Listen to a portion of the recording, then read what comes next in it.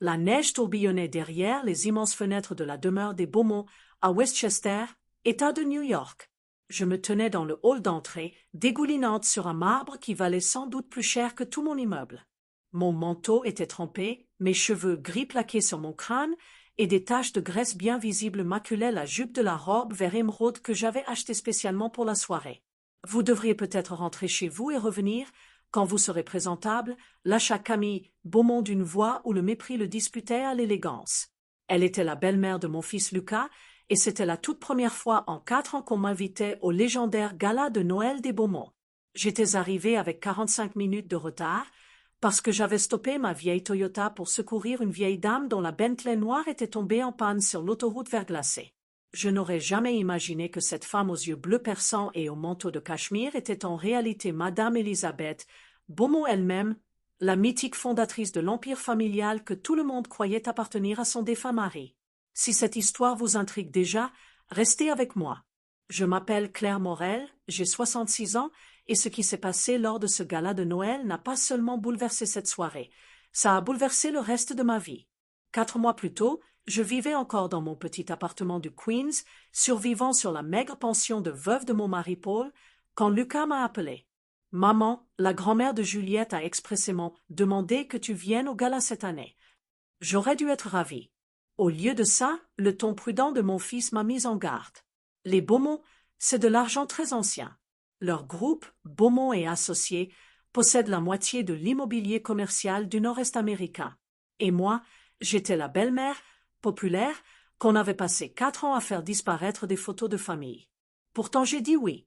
J'ai voulu y croire. Je n'imaginais pas qu'un simple geste de bonté sur une route gelée allait révéler au grand jour ce que les Beaumont pensaient vraiment des gens comme moi et me donner, à moi, le pouvoir de tout renverser. Comment les Beaumont m'ont traité dès le premier jour où Lucas a épousé Juliette et pourquoi cette invitation ressemblait plus à un piège qu'à une main tendue. À tout de suite. Dès l'instant où Lucas a présenté Juliette Beaumont dans notre petit appartement du Queens, j'ai compris que je ne ferais jamais partie de son monde. Elle est entrée avec ses lunettes de soleil à l'intérieur, comme dans les films, et a parcouru du regard mon canapé d'occasion, ma table en bois verni par Paul lui-même et le papier peint jauni des années 70. C'est chaleureux, a-t-elle murmuré, le mot chaleureux, prononcé exactement comme on dirait, minuscule ou vétuste. J'ai voulu la conquérir à ma façon. J'ai sorti le service en porcelaine que ma mère m'avait légué, j'ai préparé le rôti dont tout le monde raffolait, j'ai posé 1000 questions sur ses études, ses voyages, ses rêves. Rien n'y a fait. Dans son esprit, j'étais déjà rangée dans la case, la mère pauvre de Lucas, une étiquette indélébile. Le mariage, célébré dans leur propriété de Westchester, a été le premier vrai choc. J'avais mis ma plus belle robe bleu marine, celle que j'avais portée à l'enterrement de Paul, et je me suis sentie comme un moineau perdu parmi des pans. Quand on me présentait, c'était toujours Claire, la maman de Lucas, du Queens, jamais mon nom complet, jamais un sourire sincère. On me plaçait au bout de la table, on me parlait poliment de la météo ou des embouteillages, puis on passait vite à des sujets que je ne pouvais pas suivre, régate à Newport, gala de charité à $5000 le couvert, école privée en Suisse. La grand-mère, Élisabeth Beaumont, était la seule qui m'intriguait. 80 ans bien tassés, droite comme un i, des yeux bleus d'une vivacité impressionnante. Juliette disait souvent, avec un petit rire condescendant, « Grand-mère ne s'occupe plus de rien, elle laisse papa gérer l'entreprise. » Ce « laisse » m'avait toujours paru étrange. On laisse quelqu'un faire quelque chose quand on le pourrait soi-même, non? Après le mariage, Lucas et Juliette se sont installés près de la famille. Les visites se sont espacées, les appels raccourcis. À chaque dîner familial, j'étais la spectatrice polie que l'on tient soigneusement à distance. Lucas essayait parfois de créer des ponts. « Maman, tu devrais parler du jardin potager de papa avec maman » ou « Juliette adore les associations caritatives, tu pourrais ». Mais je voyais bien qu'il luttait contre un mur invisible construit par sa femme et sa belle famille. Alors quand, 4 ans après le mariage, Lucas m'a annoncé que la grand-mère souhaitait ma présence au gala de Noël, j'ai été stupéfaite. Était-ce enfin l'ouverture tant attendue ou autre chose? Les semaines de préparation fébrile, la robe achetée à prix d'or, pour moi, les conseils angoissés de Lucas et la tempête de verglas qui allait tout faire basculer dès le matin du grand jour. Ne ratez pas la suite, ça devient encore plus intense. Les semaines avant le gala, j'ai vécu comme une lycéenne avant son premier bal. Pour la première fois depuis la mort de Paul, j'ai eu l'impression que quelque chose d'important allait enfin m'arriver. J'ai passé 3 jours entiers à courir les magasins discount de Manhattan et du New Jersey. J'avais un budget minuscule, mais il me fallait une robe qui fasse riche. La vendeuse de chez Macy's Hack a fini par me dénicher une merveille. Robe longue en velours vert sapin, petite perle cousue main sur le décolleté, soldée de $280 à $79. J'ai pleuré dans la cabine. Avec les escarpintins et le petit sac assorti, j'avais dépensé tout ce que je pouvais, et j'étais belle. Lucas m'appelait tous les 2 jours, la voix tendue. « Maman, surtout pas de politique. Hein? Et si on te parle d'art contemporain, contente-toi de sourire. La famille de Juliette est très traditionnelle. En clair, ne nous fais pas honte. » La veille, j'ai répété devant mon miroir comment refuser poliment un verre de vin trop cher, comment complimenter une maison sans avoir l'air envieuse, comment parler de mon petit appartement sans passer pour une misérable.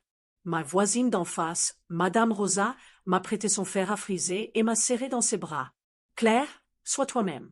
S'ils ne t'aiment pas comme tu es, c'est eux qui ont un problème. » J'ai ri. Être moi-même, c'est précisément ce qui n'avait jamais fonctionné.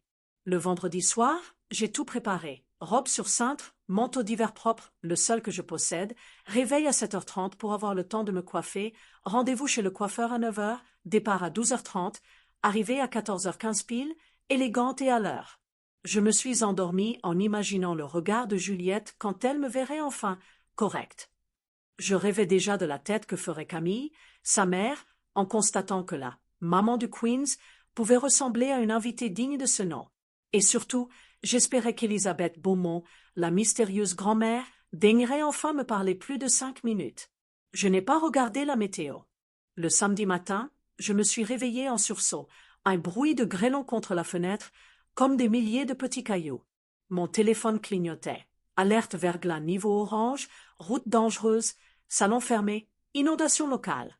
À midi, j'étais encore en peignoir, la coiffure annulée, les retouches de la robe impossible à récupérer et la ville entière recouverte d'une couche de glace traîtresse. Lucas a appelé à 12h45. « Maman, tu viens toujours? Les routes sont horribles. » Derrière lui, j'ai entendu Camille. « Dis-lui que tout le monde est déjà là. » Tout le monde, sauf moi. Prochaine partie. Je prends la route quand même, seule contre la tempête, et je tombe sur la Bentley noire immobilisée au bord de l'autoroute. Ce que je vais faire dans les 20 minutes qui suivent va tout faire exploser. À 13h10, j'ai pris la décision. Tempête ou pas, je n'allais pas laisser passer cette unique chance d'être enfin acceptée. J'ai enfilé la robe vers sapin sous mon vieux manteau d'hiver, attaché mes cheveux tant bien que mal, et je suis partie. Les routes étaient un miroir de glace. Les voitures avançaient au pas, phares allumés en plein jour. J'étais déjà en retard, mais je gardais les mains crispées sur le volant, répétant dans ma tête « Calme, Claire, tout va bien se passer. » C'est alors que je l'ai vue. Une Bentley Continental noire, capot relevé, arrêtée sur la bande d'urgence. À côté, une silhouette élégante, manteau de cachemire beige, cheveux argentés qui prenaient le givre. Pas de chauffeur, pas de gyrophare, juste une vieille dame seule sous la pluie verglaçante. J'ai failli continuer. J'étais déjà en retard. Ma robe allait être trompée. Mon maquillage allait couler. Mon unique chance de faire bonne impression allait s'envoler. Mais je ne pouvais pas laisser une personne âgée seule là-dedans. Pas par ce temps. Pas alors que Paul m'avait toujours répété. Quand on peut t'aider, on aide. Le reste attendra. J'ai mis mon clignotant, je me suis garée devant la Bentley et j'ai baissé ma vitre. Vous avez besoin d'aide. La femme s'est tournée vers moi. Des pommettes hautes, un regard bleu acier qui semblait lire en vous comme dans un livre ouvert. Le moteur s'est arrêté net. J'ai appelé mon chauffeur, il est coincé plus loin. En sortant de ma voiture, la pluie glacée m'a transpercé immédiatement. Adieu la coiffure. Adieu la robe impeccable. J'ai ouvert le capot de la Bentley, les mains déjà noires. Les cosses de batterie sont oxydées, ai-je annoncé. Vous avez du Coca-Cola? Elle m'a regardé comme si je venais de parler en chinois. Du coca? Oui, madame. Ça dissout l'oxydation en 2 minutes. Un vieux truc de mon mari. Elle a fouillé dans son sac à main hors de prix et en a sorti une petite bouteille en verre. J'ai tout versé sur l'écosse, frotté avec ma clé de voiture, pendant que la pluie faisait couler mon mascara et collait ma robe à mes jambes. Elle m'observait, calme, presque amusée. « Vous allez ruiner votre tenue. »« Tant pis, on ne laisse pas les gens sur le bord de la route. » Le moteur a tout sauté, puis rugit. Elle a souri, un vrai sourire cette fois. « Vous êtes extraordinaire. Où allez-vous donc, habillée comme ça? »« Au gala de Noël des Beaumont. Je suis Claire Morel, la mère de Lucas. » Son regard s'est éclairé d'une lueur indéchiffrable. Elle m'a tendu une carte de visite en papier épais, doré sur tranche. Élisabeth Beaumont. J'arrive au domaine. Beaumont aux côtés de la femme la plus puissante de la famille, trempée, tachée, ébouriffée. Et ce qui va se passer dans le hall d'entrée va faire trembler tout l'Empire. Vous n'allez pas en croire vos yeux. À tout de suite. J'ai suivi la Bentley noire sur les dernières miles verglacées. Mon cœur battait si fort que j'entendais à peine le moteur de ma vieille Toyota. Élisabeth Beaumont. La vraie. Celle dont tout le monde disait qu'elle ne s'occupait plus de rien. Celle que j'avais imaginée fragile, retirée du monde. Et moi, Claire Morel, je venais de lui nettoyer sa batterie avec du Coca-Cola et mes clés de voiture. Le portail en fer forgé du domaine Beaumont s'est ouvert comme dans un film. Les guirlandes de Noël scintillaient sur les façades de pierre, les valets en livrée attendaient sous l'auvent chauffé. Quand la Bentley s'est arrêtée, un jeune valet a blêmi. « Madame Élisabeth, on vous croyait coincée, votre chauffeur avait appelé. »« J'ai décidé de conduire moi-même, a-t-elle répondu simplement. Un autre valet s'est approché de ma voiture, l'air perdu. Il n'avait visiblement jamais vu une Toyota aussi ancienne devant cette maison. J'ai baissé ma vitre. Il a reculé d'un pas en voyant mon état. Cheveux collés, maquillage en traînée noire, taches de graisse bien visibles sur la robe. Dans le hall au lustre de cristal, Camille Beaumont est descendue du grand escalier comme une reine outragée. « Élisabeth, Dieu merci, vous êtes sauve. » Puis elle m'a vue. Son regard est passé du choc à la consternation pure. « Claire, mais que vous est-il arrivé ?» Avant que je puisse ouvrir la bouche, Juliette est apparue, sublime dans une robe dorée qui devait valoir plus que mon loyer d'1 an. « Mon Dieu, Claire, vous ressemblez à une naufragée. » Lucas a accouru, le visage décomposé. « Maman, tu vas bien? On dirait que tu as eu un accident. » J'ai essayé de sourire. J'ai juste aidé quelqu'un sur la route. Camille a murmuré à Juliette, assez fort pour être entendue de tous. « C'est gênant. Tout le monde regarde. Elle devrait rentrer se changer. » Le père de Juliette, Antoine Beaumont, s'est avancé, costume impeccable, voix glaciale. « Claire, nous comprenons parfaitement si vous préférez repartir vous rafraîchir. Nous serons ravis de vous accueillir plus tard. » Autrement dit, dégage. J'ai senti mes joues brûler de honte. J'allais balbutier une excuse quand la voix d'Élisabeth a claqué dans le hall comme un fouet. En réalité, Antoine, tout le monde ici va d'abord écouter comment Claire m'a sauvé. Et après, nous déciderons qui a le droit d'être gêné ou non. Un silence de cathédrale est tombé sur le hall. Les invités en smoking et robes de soirée se sont figés, verre à la main. Élisabeth Beaumont venait de prendre le contrôle total de la pièce et elle me mettait au centre. Élisabeth raconte l'histoire du Coca-Cola devant toute l'élite de Westchester. Et ce qu'elle va dire ensuite va faire vaciller l'empire familial tout entier. Élisabeth Beaumont s'est avancée au centre du hall, droite comme une reine. Les invités formaient déjà un demi-cercle, fascinés et mal à l'aise. Moi, je restais là, trempée, tachée de graisse, les chaussures qui couinaient sur le marbre. J'avais l'impression d'être un animal exposé dans un zoo de luxe. Cette femme, a commencé Élisabeth d'une voix claire qui portait jusqu'au dernier rang, vient de me sauver d'une situation extrêmement dangereuse sur une route verglacée. Elle a sacrifié son apparence, son retard, sa dignité, pour m'aider. Et elle l'a fait avec une bouteille de Coca-Cola et une clé de voiture. Un rire nerveux a fusé quelque part. Élisabeth a levé un sourcil. Le rire s'est éteint net. Je vous pose la question, a-t-elle poursuivi, les yeux balayant l'assemblée. Combien d'entre vous auraient arrêté leur voiture par ce temps? Combien auraient sali leur robe de soirée pour aider une inconnue? Combien auraient choisi la bonté plutôt que l'apparence? Personne n'a répondu. On entendait seulement le crépitement du feu dans la cheminée monumentale. Juliette a tenté un sourire crispé. « Grand-mère, peut-être que Claire pourrait d'abord se rafraîchir. » Élisabeth a tourné lentement la tête vers elle. « Rafraîchir? Ma chère, Claire est exactement comme elle doit être. Authentique, courageuse, généreuse. Tout ce que cette famille semble avoir oublié. Un souffle glacial a traversé la pièce, plus froid que la tempête dehors. Antoine a tout sauté. Mère, voyons, nous sommes tous très reconnaissants, mais… Non, Antoine, tu n'as pas encore compris. Elle s'est tournée vers moi et, d'un geste élégant, a posé sa main sur mon épaule tachée. Claire, raconte-leur toi-même. Explique comment on répare une batterie avec du Coca-Cola. J'ai rougi jusqu'aux oreilles. Des dizaines de regards me transperçaient. J'ai pris une grande inspiration et j'ai parlé. Ma voix tremblait au début, puis elle s'est affermie. Mon mari Paul m'avait appris ça il y a 30 ans. L'acide phosphorique dissout l'oxydation. On verse, on frotte, on attend 2 minutes, et ça repart. C'est tout. Rien de sorcier. Juste ne pas laisser quelqu'un en danger. Un murmure a parcouru la foule. Une femme couverte de diamants a murmuré. Incroyable. Un homme en smoking a hoché la tête, impressionné malgré lui. Elisabeth a souri. Un vrai sourire, cette fois. Voilà. C'est exactement ce genre de débrouillardise, ce genre de cœur, qui a bâti la fortune des Beaumont. Pas les robes hors de prix, pas les apparences. Le travail, la solidarité, le courage de se salir les mains. Elle a serré mon épaule un peu plus fort. Et ce soir, je refuse que quiconque fasse sentir à Claire qu'elle n'a pas sa place ici. Parce que c'est elle, la seule personne dans cette pièce qui mérite vraiment d'être là. Le silence était total. Juliette était blanche comme la neige dehors.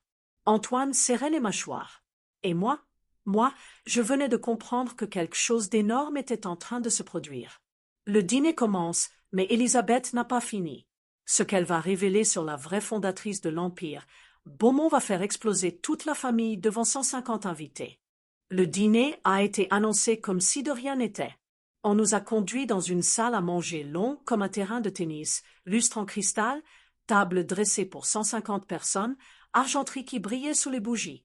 Je me suis retrouvée placée à la table d'honneur, entre Elisabeth, Beaumont et un ancien ambassadeur. Moi, avec ma robe tachée et mes cheveux encore humides. Elisabeth n'a pas attendu le premier plat. À peine les serveurs avaient-ils posé les assiettes de velouté et de potimarron qu'elle a levé son verre et a parlé assez fort pour que toute la table l'entende. Avant que nous commencions, je tiens à ce que tout le monde sache pourquoi Claire Morel est assise ici ce soir. Elle m'a sauvée d'un froid mortel avec une bouteille de Coca-Cola. Elle a sali une robe qu'elle avait mis des mois à choisir, juste pour qu'une vieille dame ne reste pas seule sur l'autoroute. C'est ça, la vraie classe. Un murmure approbateur a parcouru la table. L'ambassadeur a hoché la tête, impressionnant. Sa femme a ajouté, tellement rafraîchissant de voir quelqu'un qui agit au lieu de poster des photos sur Instagram. Juliette, placée 3 sièges plus loin, souriait tellement fort que ses joues devaient lui faire mal. Antoine buvait son vin à petites gorgées nerveuses. Camille fixait son assiette comme si elle voulait y disparaître. Tout au long du repas, Elisabeth m'a entraînée dans la conversation. Elle voulait tout savoir. Comment Paul avait appris la mécanique, comment il enseignait gratuitement la menuiserie aux enfants du quartier, comment nous avions survécu avec presque rien mais toujours les mains tendues vers les autres.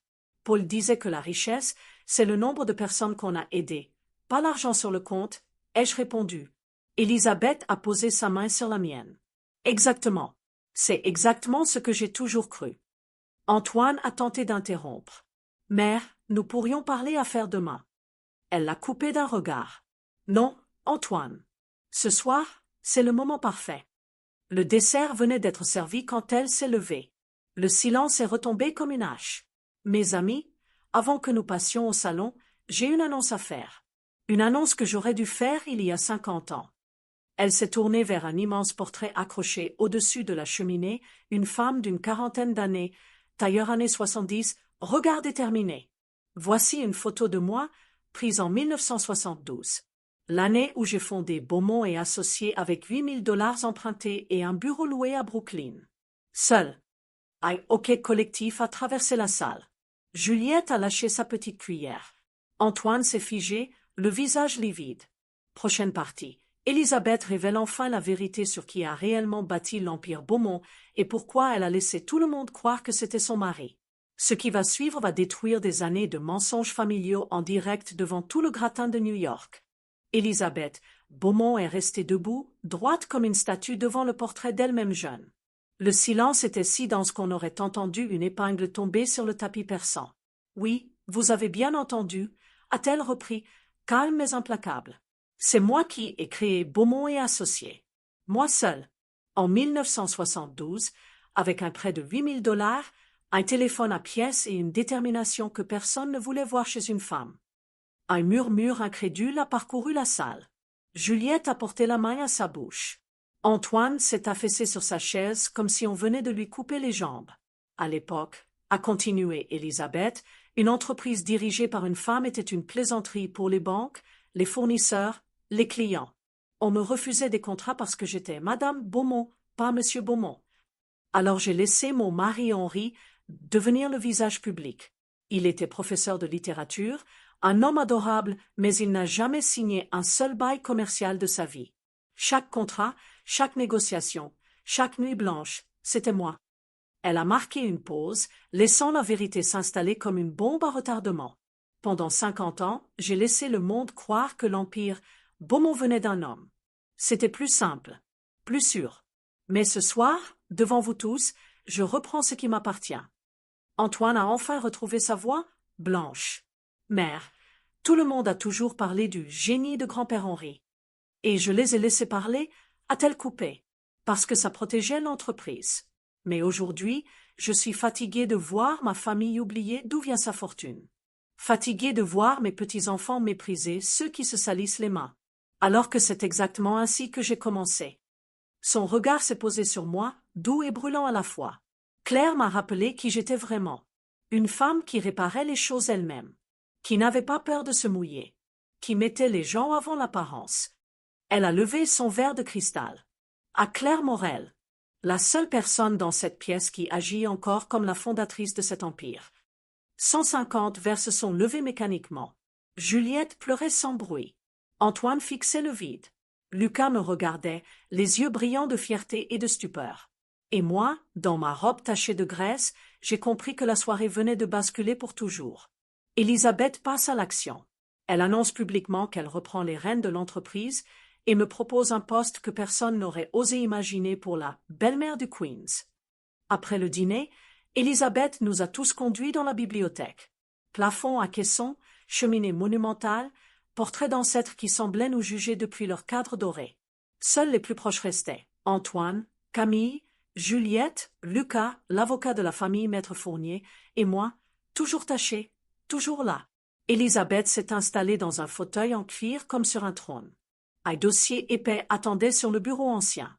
Depuis plusieurs mois, a-t-elle commencé, je prépare un retour actif à la tête de Beaumont et Associés. J'ai lu vos rapports, Antoine. Les chiffres sont bons. Très bons même. Mais l'âme de l'entreprise est morte. Les employés sont épuisés. Les dons aux associations ont été réduits à la portion congrue. Nous sommes devenus exactement ce que je refusais de créer, une machine à profit qui oublie les gens. Antoine a ouvert la bouche, mais un seul regard d'Elisabeth l'a refermé. Ce soir, Claire m'a rappelé les valeurs sur lesquelles j'ai bâti tout ça. La solidarité, le courage de se salir les mains, le respect pour ceux qui n'ont pas une autre chance. C'est pourquoi je reprends la présidence du conseil de surveillance dès lundi. Antoine reste directeur général, mais sous contrôle renforcé du conseil, que je présiderai. Un silence de plomb. Juliette a blêmi. Camille s'est mordu la lèvre jusqu'au sang. Puis Elisabeth s'est tournée vers moi. Ses yeux bleus brillaient d'une détermination que je n'oublierai jamais. Claire, j'ai une proposition pour vous. J'ai besoin de quelqu'un pour diriger une nouvelle direction. Responsabilité humaine et engagement communautaire. Un poste créé sur mesure. 6 mois d'essai à 90 000 $ annuels avec voiture de fonction et bureau au siège. Si ça fonctionne, contrat CDI exécutif. Vous travaillerez directement avec moi. Ma tasse de café a failli me glisser des mains. Moi? Mais je n'ai aucune expérience dans une grande entreprise. Vous avez l'expérience qui compte. Vous savez écouter, résoudre, aider, sans jamais regarder la couleur du compte en banque. Les diplômes, on les achète. Le cœur? Non. Antoine a explosé. Mère, c'est absurde. On ne nomme pas une personne au comité exécutif parce qu'elle a réparé une batterie avec du coca. Elisabeth a souri, dangereusement calme. Non, Antoine. On la nomme parce qu'elle incarne exactement ce que cette famille a perdu. Et parce que je suis encore propriétaire de 54% des parts. Donc oui, je peux. Elle m'a tendu la main, simplement. Claire, acceptez-vous? Prochaine partie. Ma réponse, les larmes de Lucas, la rage d'Antoine et la première décision que je prends avant même d'avoir signé quoi que ce soit. Vous allez voir, la belle-mère du Queens vient de devenir la personne la plus puissante de la pièce. Le silence dans la bibliothèque était si lourd qu'on entendait le feu crépiter comme un compte à rebours. Tous les regards étaient braqués sur moi. Elisabeth me tendait la main, calme, sourde d'elle. Antoine était rouge de colère, Camille blême, Juliette au bord des larmes. Lucas, mon Lucas, me fixait avec un mélange d'angoisse et d'espoir faux. J'ai ouvert la bouche, et ma propre voix m'a surprise. Elle était ferme, presque étrangère. Madame Beaumont, Elisabeth, j'accepte le poste d'essai de 6 mois, mais à une condition. Un sourcil d'Elisabeth s'est levé, intéressé. Antoine a ricané nerveusement. Une condition, a répété Elisabeth, amusée. Oui, la première chose que je veux faire, dès lundi matin, c'est rétablir le programme de bourse que vous aviez créé en 1985 pour les enfants des employés. Celui qu'on a supprimé l'an dernier pour optimiser les coûts. Je veux qu'on recommence à payer les études des gosses de ceux qui font tourner vos immeubles tous les jours. Si je dois diriger la responsabilité humaine, alors on commence par là. Sinon, je rentre chez moi ce soir et je finis ma vie tranquille dans mon 2 pièces du Queens. Un silence encore plus profond. Puis Elisabeth a éclaté d'un rire clair, joyeux, presque juvénile. Marché conclu. Elle m'a serré la main comme on scelle un contrat de plusieurs milliards. Maître Fournier, préparez les papiers pour lundi 9 heures. Lucas s'est levé d'un bond et m'a prise dans ses bras, les larmes aux yeux. Maman, je suis tellement fière de toi. Juliette a enfin craqué. Des larmes silencieuses coulaient sur ses joues. Tu vas vraiment travailler ici, avec grand-mère? A-t-elle murmuré, la voix brisée. Antoine s'est redressé, furieux. C'est du chantage affectif. Tu n'as aucune compétence pour. Elisabeth l'a coupé net. Antoine, assez. Claire vient de prouver en 30 secondes qu'elle comprend mieux les valeurs de cette entreprise que toi en 20 ans. La discussion est close. Elle s'est tournée vers moi, plus doucement. Bienvenue dans la famille, Claire. La vraie. Celle que j'ai fondée. Pour la première fois depuis 4 ans, je me suis sentie à ma place. Pas malgré ma robe tachée. Grâce à elle. Prochaine partie. Les premiers jours au siège Beaumont et associés, les regards incrédules des cadres, la première réunion où je fais trembler les habitudes et la surprise que je réserve à Juliette le jour de mon arrivée officielle. Lundi 8 janvier, 8h12. Je gare ma vieille Toyota rouge sur le parking réservé aux cadres du siège Beaumont et associés, tour de verre de 40 étages au cœur de Manhattan. Un vigile me regarde comme si j'avais atterri d'une autre planète. Je porte un tailleur-pantalon anthracite acheté la veille chez TJ Maxx, élégant, mais pas tapax en grave-l'œil, et je tiens un sac en toile rempli de dossiers que j'ai passé tout le week-end à annoter. Ma carte d'accès toute neuve indique. Claire Morel, directrice responsabilité humaine et engagement communautaire, intérim. L'ascenseur privé s'ouvre directement au 38e étage. 25 têtes se tournent en même temps. Silence total. Puis un murmure, c'est elle, la belle-mère du Queens, celle du Coca-Cola. Elisabeth m'attend devant la porte de son bureau, sourire aux lèvres. Elle porte un tailleur Chanel gris perle et me prend dans ses bras comme une vieille amie. Bienvenue, Claire. Tu commences par la réunion du comité exécutif à 9 heures. Tout le monde est déjà là. 9h02. La salle de réunion est une cathédrale de verre et de bois précieux. Antoine préside, visage fermé. Juliette est là aussi, en tant que directrice de la communication. Je m'assois à la droite d'Elisabeth. Antoine attaque aussitôt. Avant de commencer. Mère, je tiens à rappeler que certaines décisions prises sous le coup de l'émotion risquent de. Elisabeth lève une main. Claire a la parole. Pour son premier rapport. Je pose mon sac en toile sur la table en acajou. J'ouvre mon ordinateur portable, un modèle d'occasion que j'ai acheté $180 sur eBay. Et je lance la première diapositive. Bonjour à tous. Voici les 5 projets que nous allons remettre en route dès ce trimestre, avec un budget total de 4,2 millions de dollars. Réactivation immédiate des bourses universitaires pour les enfants des employés. Création d'un fonds d'urgence pour les salariés en difficulté, divorce, maladie, etc. Partenariat avec 3 associations du Queens pour rénover des écoles publiques. Programme de mentorat. Chaque cadre devra accompagner un jeune de quartier défavorisé 2 heures par mois.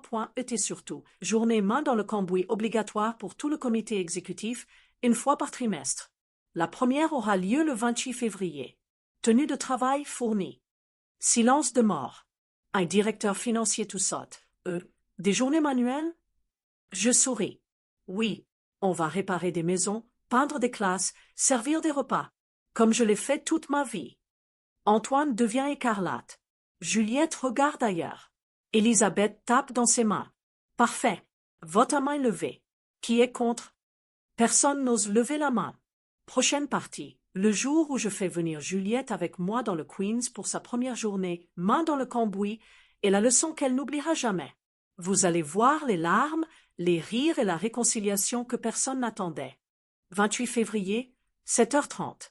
Un bus affrété aux couleurs de Beaumont et associés s'arrête devant une école publique délabrée du sud-est du Queens.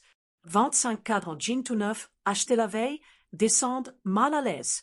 Antoine porte un sweat à capuche qui sent encore l'étiquette. Juliette, elle, est en trench Hermès beige et bottes Louboutin à semelle rouge. Elle a tenté de se faire porter pâle, mais Elisabeth a répondu « Ta belle-mère dirige le programme. Tu viens. Point. » Je les accueille avec un grand sourire et un café dans un gobelet en carton. Bienvenue chez moi, les amis. Aujourd'hui, on ponce, on peint, on répare. Et on mange des sandwichs au jambon. Juliette me tire à part, voix basse. Claire, je ne sais pas faire ça. Je vais tout abîmer. Je lui tends un pinceau. Tu apprendras. Comme moi quand j'ai repeint l'appartement de ma mère avec 20 $ de peinture. On commence par la cour d'école. Les murs sont tagués, les bancs cassés. Les enfants du quartier nous regardent, curieux. Au bout de 30 minutes, Antoine a déjà une éclaboussure bleu ciel sur le front. Juliette tente de peindre sans se pencher, tache son trench, pousse un petit cri. Une gamine de 9 ans, Alia, s'approche. « Madame, vous tenez le pinceau à l'envers. » Juliette rougit. Alia lui montre comment faire, prend sa main, la guide. Et là, miracle, Juliette rit. Un vrai rire, léger, surpris. À midi, on s'assoit tous par terre pour manger. Une maman du quartier apporte des empanadas maison. Juliette en prend une, hésite, mord dedans. Ses yeux s'écarquillent. C'est délicieux. La maman sourit. Recette de ma grand-mère. Juliette demande la recette. Elle la note sur son téléphone, les doigts pleins de peinture. L'après-midi, on monte des étagères dans la bibliothèque de l'école. Juliette grimpe sur l'escabeau. Son trench est fichu, ses cheveux en bataille. Elle vise, elle transpire, elle rit avec les autres enfants. À un moment, elle se tourne vers moi, les yeux brillants. « Claire, je suis désolée. Pour tout. Pour ces 4 ans où je t'ai tenue à distance. J'avais peur que tu me fasses passer pour moins bien. Mais aujourd'hui, je comprends. C'est moi qui étais moins bien. » Je pose mon tournevis, je la prends dans mes bras. Elle sent la peinture et les larmes. Tu es là maintenant. C'est tout ce qui compte. À 17h, la cour est méconnaissable. Les enfants applaudissent. Les cadres sont épuisés, sales, mais ils sourient comme jamais. Elisabeth, qui a passé la journée avec nous, me glisse à l'oreille. Regarde-les. Tu viens de leur rendre leur âme. La photo de Juliette, couverte de peinture et riant avec une gamine du Queens, finit en une du journal interne de l'entreprise et déclenche une vague que personne n'avait prévue. Le lendemain matin, 29 février, la newsletter interne de Beaumont et Associés explose tous les records d'ouverture.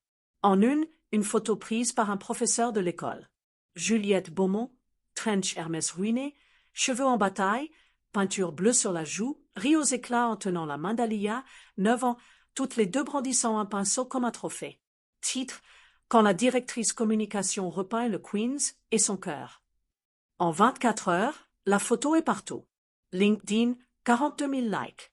Instagram de l'entreprise, 180 000 mentions j'aime. Un journal local la reprend, puis CNN, puis un grand quotidien français qui titre « L'héritière milliardaire découvre le vrai luxe, la solidarité ». Juliette débarque dans mon bureau à 10 heures, paniquée. Claire, il me traite de princesse repentie sur Internet. Je vais devenir un mème.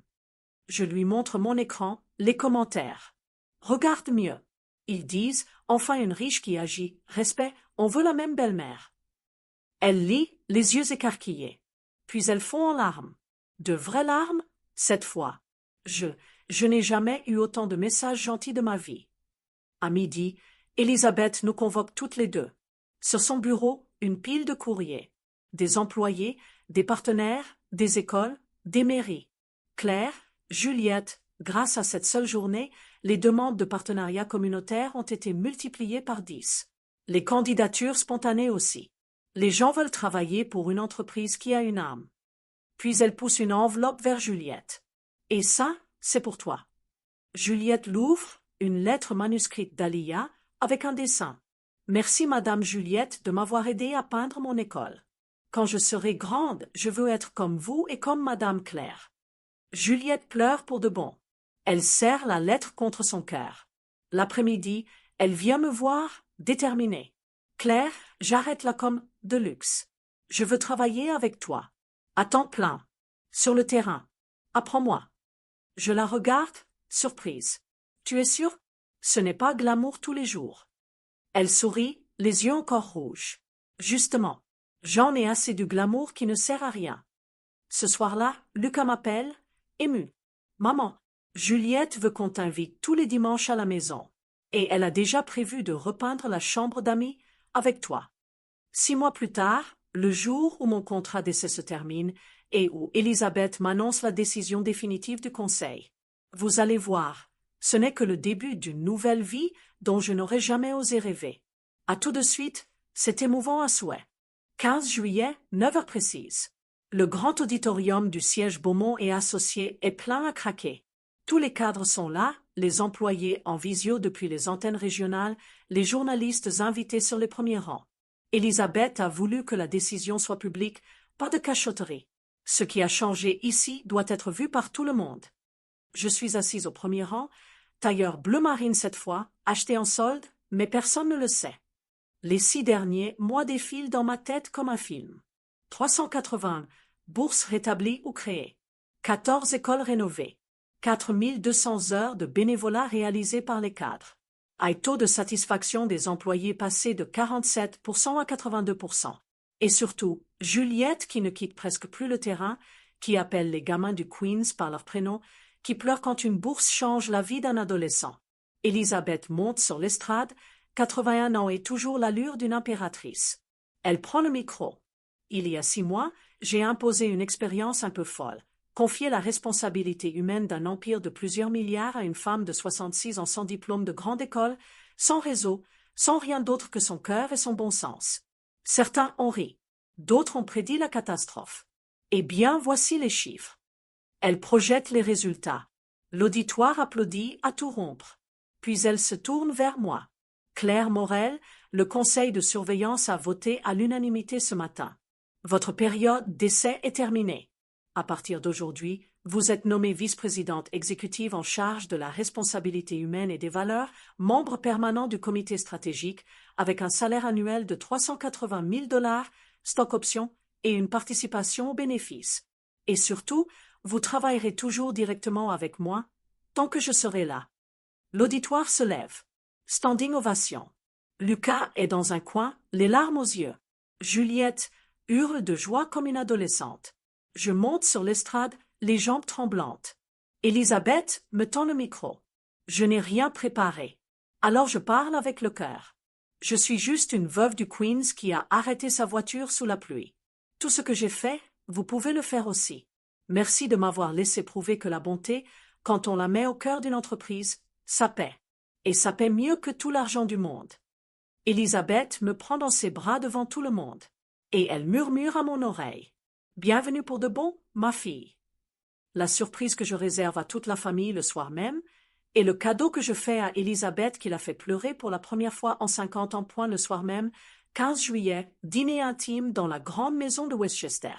Pour une fois, pas 150 invités, juste la famille proche. Lucas, Juliette, Antoine, Camille, Elisabeth et moi. La table est plus petite, les chandeliers moins nombreux, mais l'ambiance est étrange. Personne n'ose parler du vote de ce matin. Antoine boit trop de vin. Camille tripote sa serviette. Après le dessert, je me lève. J'ai préparé quelque chose en secret depuis des semaines. J'ai un cadeau pour vous tous, mais surtout pour Elisabeth. Je sors une grande boîte plate emballée dans un simple papier craft. Elisabeth fronce les sourcils, intriguée. Je la pose devant elle. Elle ouvre. À l'intérieur, un tableau encadré, format 80 x 100 cm. C'est une peinture réaliste que j'ai commandée à un jeune artiste du Queens, celui qui a eu la première bourse rétablie en janvier. On y voit deux femmes sous la pluie verglaçante. Une vieille dame élégante, manteau beige, cheveux argent, et une femme de 66 ans, robe tachée de graisse, qui verse du Coca-Cola sur une batterie de Bentley. Au premier plan, la bouteille de Coca, bien visible. En arrière-plan, la tempête, les phares, et loin devant, les lumières du domaine Beaumont. En bas, en lettres dorées. Le soir où tout a commencé, 24 décembre, Claire et Elisabeth. Elisabeth fixe le tableau. Ses lèvres tremblent. Puis, pour la première fois en public, et probablement en privé depuis 50 ans, ses yeux se remplissent de larmes. Elle ne dit rien pendant 10 longues secondes. Puis elle se lève, contourne la table et me prend dans ses bras comme une mère serre sa fille après des années de séparation. « Tu viens de peindre ma plus grande fierté », murmure-t-elle, la voix brisée. Pas les gratte-ciels, pas les milliards. Ce moment-là, toi et moi, sous la pluie, avec une bouteille de coca. Antoine baisse la tête. Camille pleure en silence. Juliette se lève et nous rejoint dans l'étreinte. Lucas prend la photo de nous quatre, Elisabeth, Juliette, lui et moi, serrés comme une vraie famille. Elisabeth essuie ses larmes et déclare, solennelle. Ce tableau ira dans le hall d'entrée du siège, à côté du portrait officiel. Pour que chaque personne qui entre chez Beaumont et Associés se souvienne que notre empire a été sauvé par une femme du Queens et une bouteille de Coca-Cola. Un an plus tard, le jour où je découvre la lettre qu'Elisabeth m'a écrite avant de tomber malade est la dernière promesse qu'elle me demande de tenir. Un an plus tard, 12 novembre. Je rentre d'un voyage dans une école de Brooklyn quand mon assistante m'attend, visage grave. Madame Morel, Madame Elisabeth a été hospitalisée cette nuit. C'est sérieux. Elle vous demande tout de suite. Je lâche tout et je file à l'hôpital Mount Sinai. Elisabeth est dans une chambre privée, plus fragile que je ne l'ai jamais vue, mais ses yeux bleus brillent encore comme des saphirs. Elle me fait signe de m'asseoir au bord du lit. Claire, je n'ai plus beaucoup de temps. Les médecins sont formels. Je veux protester, mais elle pose sa main sur la mienne. Écoute-moi jusqu'au bout. Elle désigne une enveloppe épaisse sur la table de nuit. Papier crème, mon nom écrit de sa belle écriture élégante. Ouvre-la seulement quand je serai partie. Mais avant, je veux te dire une chose en face. Tu as été la plus belle chose qui me soit arrivée depuis la création de l'entreprise. Tu m'as rendu ma fierté, ma foi en l'humanité et même ma famille. Merci, ma fille. Je pleure. Je ne peux pas m'en empêcher. Elle essuie mes larmes avec un mouchoir en lin brodé à ses initiales. Promets-moi une seule chose, Claire. Continue, quoi qu'il arrive. Ne laisse jamais l'argent ou le pouvoir étouffer ce que nous avons reconstruit ensemble. Promets-moi que chaque année, le 24 décembre, tu feras arrêter une voiture sur une route, n'importe laquelle, et que tu aideras quelqu'un, juste pour que l'histoire continue. Je serre sa main. Promis. Sur ma vie. Elle sourit, épuisée. Alors je peux partir tranquille. 3 jours plus tard, le 15 novembre à 6h17, Elisabeth, Beaumont s'éteint paisiblement. L'enterrement réunit des milliers de personnes, présidents d'entreprises, ouvriers, enfants des écoles qu'on a rénovées, voisins du Queens. Le tableau du Coca-Cola est exposé dans l'église. Tout le monde pleure, même ceux qui ne la connaissaient pas. Le soir, seul dans mon bureau, j'ouvre enfin l'enveloppe. Dedans, son acte de donation, elle me lègue 12% des parts de Beaumont et Associés, ce qui fait de moi la deuxième actionnaire derrière le fonds familial. Une lettre de 20 pages écrite à la main et une petite bouteille de Coca-Cola classique, en verre avec une étiquette dorée, pour la prochaine fois que tu sauveras quelqu'un. Ce que contenait la lettre de 20 pages est la dernière volonté d'Elisabeth qui va me faire reprendre la route une nuit de décembre, une année exactement après notre rencontre. Préparez-vous, C'est le moment où tout boucle de la plus belle des façons. J. lit la lettre d'Elisabeth à la lumière d'une seule lampe dans le silence du bureau du 38e étage. 20 pages. 20 pages d'une écriture ferme, sans rature, comme si elle avait eu des années pour la préparer. Elle commence par me remercier, encore et encore. Puis elle raconte sa vie telle qu'elle ne l'a jamais racontée à personne. La première fois qu'une banque lui a ri au nez parce qu'elle était une femme. Les nuits où elle dormait sous son bureau pour économiser le loyer. Le jour où elle a signé son premier gros contrat en cachant qu'elle était enceinte de Camille. Et surtout, le regret immense d'avoir laissé son mari prendre la lumière pendant 50 ans. Page 12, elle écrit. Claire, tu es la fille que je n'ai jamais osé avoir. Tu as eu le courage que je n'ai pas eu, celui de rester toi-même, même quand on te méprisait. Grâce à toi, j'ai pu mourir en étant enfin reconnue pour ce que j'étais, la bâtisseuse. Ne pleure pas trop longtemps. Vis grand. Page 18, la dernière volonté, en grosses lettres soulignées 3 fois. Le 24 décembre prochain, exactement 1 an après notre rencontre. Je veux que tu prennes ta vieille Toyota, que tu mettes ta plus belle robe, et que tu roules sur la même route verglacée. Arrête-toi. Aide quelqu'un. N'importe qui. Et quand cette personne te demandera pourquoi tu t'arrêtes par ce temps, dis-lui simplement. C'est une promesse que j'ai faite à une amie. Ensuite, emmène-la boire un chocolat chaud et raconte-lui mon histoire. Fais vivre l'histoire, Claire. C'est mon testament. À la dernière page, une phrase toute seule. Et si un jour tu doutes, ouvre la petite bouteille de coca que je t'ai laissée. Bois une gorgée. Je serai là. Je referme la lettre. Je pleure toutes les larmes de mon corps. Puis je regarde le calendrier. 24 décembre, c'est dans 6 semaines. Je sais déjà ce que je vais faire. Je sais déjà que je vais honorer ma promesse. Et je sais qu'Elisabeth sera avec moi sur le siège passager, comme ce soir-là. 24 décembre, 1 an exactement après. Je roule sous la neige, la robe verte dans le coffre, la bouteille de coca sur le siège. Et ce qui va se passer sur cette route va boucler la plus belle histoire de ma vie. Vous n'allez pas en revenir. 24 décembre, 18h47. La neige tombe, exactement comme il y a 1 an. Épaisse, lourde, silencieuse. Je roule sur la même portion d'autoroute verglacée, ma vieille Toyota toujours fidèle. Sur le siège passager, la bouteille de coca en verre avec l'étiquette dorée d'Elisabeth. Dans le coffre, la robe vert sapin, nettoyée, repassée, prête à être tachée de nouveau. Je n'ai dit à personne où j'allais. Ni à Lucas, ni à Juliette, qui est devenue ma meilleure amie et ma bras droit. C'est entre Elisabeth et moi. La route est presque déserte. Je ralentis, le cœur battant. Et puis je la vois, une petite voiture grise, capot levé, warning allumé. Une jeune femme d'une 30aine d'années, enceinte de plusieurs mois, frissonne à côté, téléphone à la main, désespérée. Je me gare devant elle.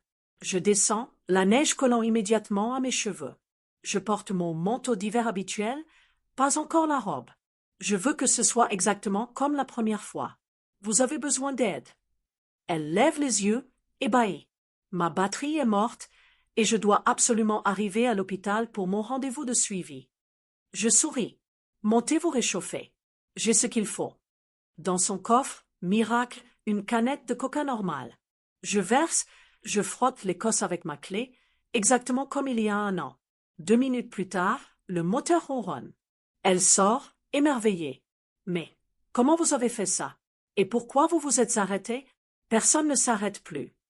Je sors alors la bouteille en verre d'Elisabeth de ma voiture et je la lui montre. Parce qu'une amie m'a fait promettre de m'arrêter, chaque 24 décembre pour aider quelqu'un. Et cette amie m'a appris que la gentillesse, ça se transmet. Elle lit l'étiquette dorée, les larmes aux yeux. Elle est morte? Oui, mais elle est toujours là. Je sors la robe verte du coffre, je l'enfile sur mon manteau, ridicule, mais nécessaire. Venez, on va boire un chocolat chaud et je vais vous raconter l'histoire d'Elisabeth, Beaumont et de la bouteille de coca qui a changé ma vie. Le chocolat chaud dans le dîner au bord de l'autoroute. Et la surprise qui m'attend quand la jeune femme me révèle qui elle est vraiment. Vous allez pleurer avec moi. C'est la plus belle boucle que la vie pouvait offrir. Le petit dîner au bord de l'autoroute sans le café brûlé et la cannelle. Il est presque vide, juste un vieux serveur qui nous apporte 2 grands chocolats chauds fumants et un sourire fatigué. La jeune femme, elle s'appelle Sarah, tient sa tasse à 2 mains pour se réchauffer. Son ventre rond touche presque la table. Elle n'arrête pas de regarder la bouteille de coca en verre posée entre nous. Je commence à raconter. Tout. Le gala, la tempête, la Bentley, le coca sur la batterie, la robe tachée, la révélation d'Elisabeth, l'entreprise, la lettre, la promesse. Je parle pendant presque 1 heure. Sarah écoute sans m'interrompre une seule fois, les yeux brillants. Quand je termine, elle reste silencieuse un long moment. Puis elle pose sa main sur la mienne. « Claire, je dois vous dire quelque chose. » Elle sort un papier plié de son sac. Un certificat de naissance. Nom de l'enfant à naître, Elisabeth Claire. J'étais infirmière à Mount Sinai l'an dernier. C'est moi qui ai accompagné Madame Beaumont ces derniers jours. Elle parlait tout le temps de vous. Elle m'a fait promettre, si un jour j'avais une fille, de lui donner vos 2 prénoms. Elle disait, cette femme m'a rendu ma vie juste avant de partir. Je veux qu'elle vive pour toujours dans un cœur neuf. Je reste figée. Les larmes coulent sans que je puisse les retenir. Sarah continue, la voix tremblante. Je n'avais aucune idée que c'est vous que j'allais rencontrer ce soir. Je roulais vers l'hôpital pour mon dernier rendez-vous avant l'accouchement. Et vous vous êtes arrêté, comme elle l'avait prédit. Elle disait toujours, Claire s'arrêtera.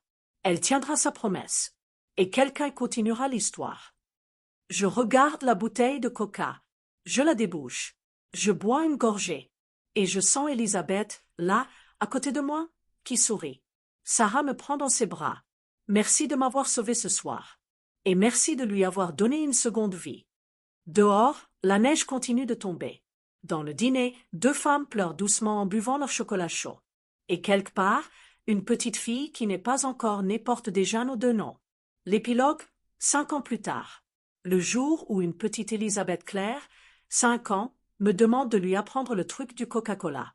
Vous allez voir, les histoires d'amour et de bonté ne meurent jamais point 5 ans plus tard, 24 décembre, 17h42. Je roule toujours sur la même route, la Toyota a cédé la place à une hybride discrète, mais la robe vers sapin est encore dans le coffre, nettoyée chaque année comme un talisman. Sur le siège passager, la bouteille de coca en verre, vide depuis longtemps, mais toujours là.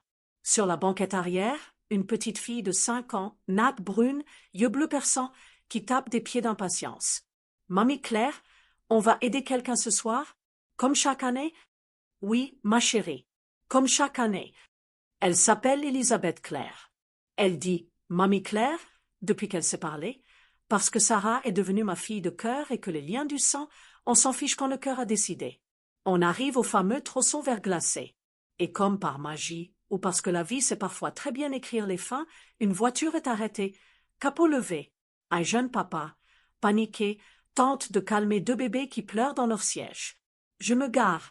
Elisabeth Claire saute de la voiture avant même que j'arrête le moteur. Elle court vers le jeune homme, sa petite voix claire résonne dans la neige. « Monsieur, Mamie Claire s'est réparée avec du Coca-Cola. » Je rejoins, un sourire jusqu'aux oreilles. Le papa me regarde, éberlué. Je sors la bouteille, vide et je ris. Elle est vide aujourd'hui, mais on va faire autrement. 10 minutes plus tard, la voiture redémarre. Le papa pleure presque de soulagement. La petite Elisabeth Claire lui tend un dessin qu'elle a fait ce matin. 2 femmes et une petite fille sous la neige, avec une grosse bouteille de coca au milieu. Le jeune homme nous remercie 1000 fois. Avant de repartir, il demande « Mais pourquoi vous faites ça ?» Je regarde la petite qui me tient la main. Je lui laisse répondre. Elle lève ses grands yeux bleus et dit, très sérieuse, parce qu'une dame très forte qui s'appelait comme moi a demandé à Mamie Claire de toujours aider les gens sur cette route. Et maintenant, c'est moi qui aiderai quand je serai grande. Comme ça, l'histoire ne s'arrête jamais. Je sens Elisabeth, la vraie, sourire quelque part au-dessus de nous. La boucle est bouclée. La bonté a gagné. L'histoire continue. Et chaque 24 décembre, une vieille dame et une petite fille aux yeux bleus s'arrêteront sur une route enneigée, prêtes à verser du coca sur une batterie ou simplement à rappeler au monde que même dans le froid le plus glacial, il y a toujours quelqu'un qui s'arrêtera pour vous. Fin. Merci d'avoir suivi cette histoire jusqu'au bout. Si elle vous a touché le cœur, partagez-la. Quelqu'un, quelque part, a peut-être besoin de lire qu'une simple bouteille de coca peut changer une vie. Et la vôtre aussi. Joyeux Noël. Et n'oubliez jamais, la gentillesse, c'est la seule richesse qui se multiplie quand on la donne.